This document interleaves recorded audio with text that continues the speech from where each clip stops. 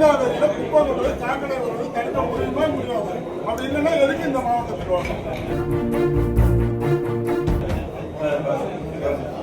நான் கீழே தான் உட்காரும். போன கூட்டத்திலே 30 நாளுக்குள்ள கீழே வெட்டினா கீழே தான் உட்காரணும். கீழே உட்கார்ந்து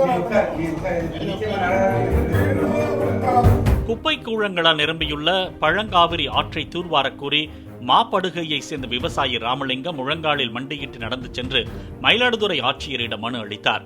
பழங்காவிரியை தூய்மைப்படுத்த 8 ஆண்டுகளாக மனு அளித்தும் நடவடிக்கை எடுக்கவில்லை என ராமலிங்கம் தெரிவித்தார். விரைவில் விரிவான திட்டம் தயாரிக்கப்பட்டு தூய்மைப்பணி நடைபெறும் என மாவட்ட ஆட்சியர் மற்றும் எம்எல்ஏ ராஜ்குமார் தெரிவித்தனர். குப்பை கொட்டக்கூடாதுன்னு நம்ம அரசாங்கத்தில் வலியுறுத்திட்டு இருக்கோம். தொடர்ந்து எல்லாமே பேசுறோம். நம்மளே தான் குப்பையை இது பண்ணணும்னு அவேர்னஸ் எவ்வளோ பண்ணாலும் அந்த கொள்ளையில கொண்டு கொட்டிடுறாங்க.